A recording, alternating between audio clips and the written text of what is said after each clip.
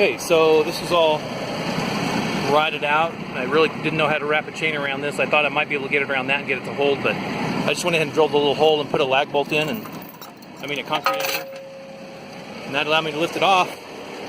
And now we'll go ahead and put the ring on and get this first one. I want to go ahead and get one done, and then I'll work on the second one. Alright, so here's how this is going together. The mastic's on the bottom. I've got 5 concrete anchors around the perimeter, torqued down. It's a little off-center because there's a concrete ridge around that side right there that I didn't want to chip off, and actually the concrete itself is higher. So I just kind of compensated for that, and there's still plenty of contact with the mastic right there. So, and then these risers have this mastic in the edge, and then this will drop over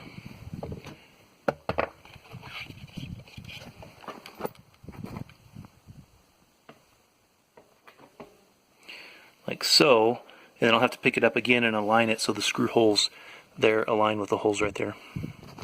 We'll screw them down with some stainless steel screws, and then we'll go to the next one. Here's the first one installed, and it actually went together really quick. Took about 20-30 minutes to once I got it all, the edge all cleaned up and blown off and scraped off, and got the first little piece down there, anchored that down, and then boop, boop, boop, boop, the 3 risers, the 3 12-inch risers that I put on for 36 inches total went on really quick, and of course the lid went on in just a minute.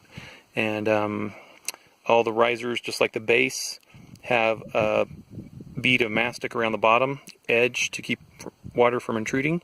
And so it's at the base, at that one, at that one, at that one, and then under the lid is just a seal of just like foam.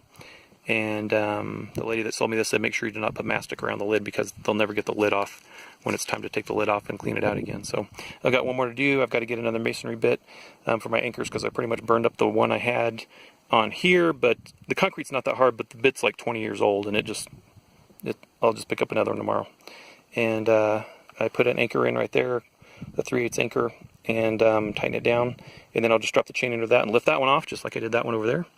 And so my back just doesn't lift this stuff anymore. Those aren't super heavy, but if I can use a tractor to do stuff, I will. Alright, so we'll get the next one on in the next couple days, and the fun of working on a septic tank will be over then. I'll be kind of disappointed because this has been kind of a good learning experience. Get it all covered in with dirt and packed around, and get this looking back to normal. And now this will be super accessible for the future. When it comes time to clean the septic tank, I won't have to dig it up.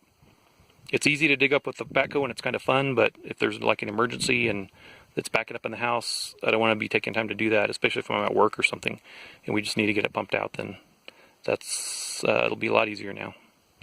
And actually, these were $300 or $400, probably $400 cheaper buying them locally at my septic, the septic company that I use to pump this out. I bought it from them, and it was probably $400 cheaper than I could piece it together from Amazon, and that really surprised me. I even looked on eBay, and it was going to be $700 shipped by the time I got all the pieces and got them all shipped.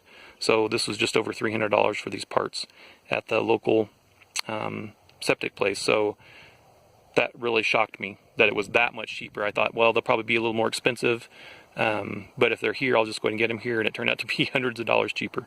So I'm pretty happy about that.